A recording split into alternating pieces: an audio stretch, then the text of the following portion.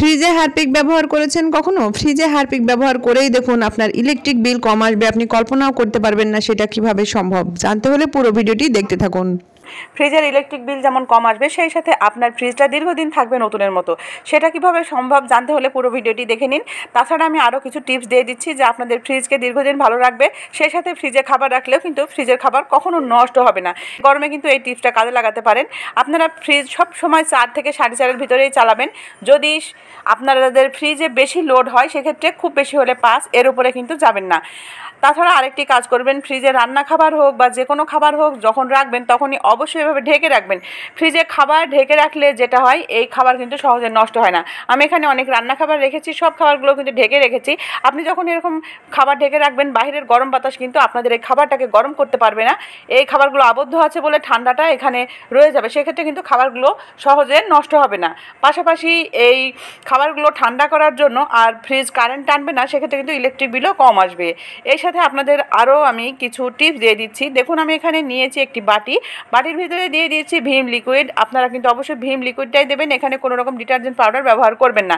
যদি ভিম লিকুইড না থাকে একটু শ্যাম্পু নিতে পারেন। এবার এর ভিতরে দিয়ে দিচ্ছি আমি হারপিক। এখানে হারপিক দিতে হবে সামান্য পরিমাণ, যে পরিমাণ আপনি ভিম লিকুইড দেবেন তার থেকে অর্ধেক পরিমাণ দিয়ে দিবেন হারপিক। আর দিয়ে দিতে হবে সামান্য একটু স্যাভলন অথবা ডেটল। আমি এখানে কিছুটা স্যাভলন নিয়েছি। তো আমি এখানে সামান্য একটু স্যাভলন দিয়ে এই 3টা উপকরণ ভালো করে মিশিয়ে নিচ্ছি। এভাবে আপনারা আপনাদের ফ্রিজ পরিষ্কার করে দেখুন, ফ্রিজের কিন্তু ইলেকট্রিক বিল কম আসবে। সেটা কিভাবে সম্ভব আমি সেটাও বলে দিচ্ছি। এবারে আমি 3টি উপকরণ ভালো করে মিশিয়ে নিচ্ছি। ভালো করে মিশিয়ে নিতে হবে যেন 3টা উপকরণ খুব ভালোভাবে মিশিয়ে যায়। দেখুন এটা কালারটা কিন্তু অনেকটা চেঞ্জ হয়ে গেছে এবং অনেকটা পাতলা হয়ে গেছে। এবারে এটা দিয়ে আমি কিভাবে ফ্রিজ পরিষ্কার করব দেখে নিন। এবারে যেটা লাগবে একটি ব্রাশ। আমি এখানে পুরনো একটি ব্রাশ নিয়েছি এবং ভালো করে এই উপকরণটা মিশিয়ে নিচ্ছি।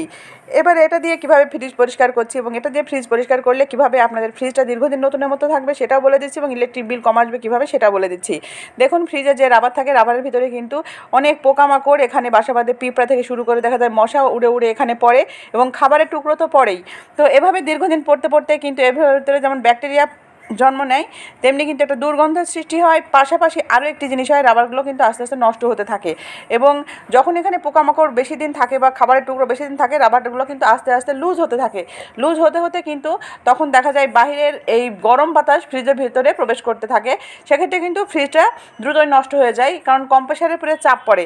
তাই আপনারা এইভাবে যদি এই রাবারগুলো পরিষ্কার রাখেন, দেখবেন রাবারগুলো যেমন দীর্ঘদিন একেবারে ধবধবে সাদা থাকবে। অনেক সময় দেখা যায় রাবার এইভাবে থাকতে থাকতে হলদেটে হয়ে যায়, তখন রাবারটা চেঞ্জ করা লাগে এবং রাবারটা যখন লুজ হয়ে যায় তখনও রাবারটা চেঞ্জ করা লাগে। তো আপনি এইভাবে একটু হারপিক, একটু ভিম লিকুইড এবং একটু ডেটল দিয়ে যদি পরিষ্কার করেন, দেখবেন কত সহজে এটা পরিষ্কার হয়ে যায়। সেক্ষেত্রে আপনাদের এটা যেমন দীর্ঘদিন নতুনের মতো থাকবে এবং ইলেকট্রিক বিলও কিন্তু কম আসবে। দেখুন আমি একটু কটন বার দিয়েও পরিষ্কার করে নিলাম। ভেতরে ভেতরে কিন্তু অনেক ময়লা ছিল এবং ব্রাশের সঙ্গে সেটা উঠে এসেছে। এবারে আমি একটু ভেজা কাপড় দিয়ে মুছে নিচ্ছি। এভাবে আপনারা ট্রাই করে দেখবেন। আমার এই রাবারটা কিন্তু হলদেটে হয়ে গেছিলো, একেবারে সাদা ধবধবে হয়ে গেল, আপনি দেখেই বুঝতে পারছেন। আর কোনো শক্ত ব্রিসেলওয়ালা ব্রাশ দিয়ে কিন্তু পরিষ্কার করবেন না, তাহলে কিন্তু এই রাবারটা ফেটে যাবে। তাই সফট কোনো ব্রাশ দিয়ে পরিষ্কার করবেন। তো আশা করছি ছোট্ট টিপসটি কাজে দিবে। ভিডিওটি ভালো লাগলে বেশি বেশি শেয়ার করে দেবেন। সবাই ভালো থাকবেন।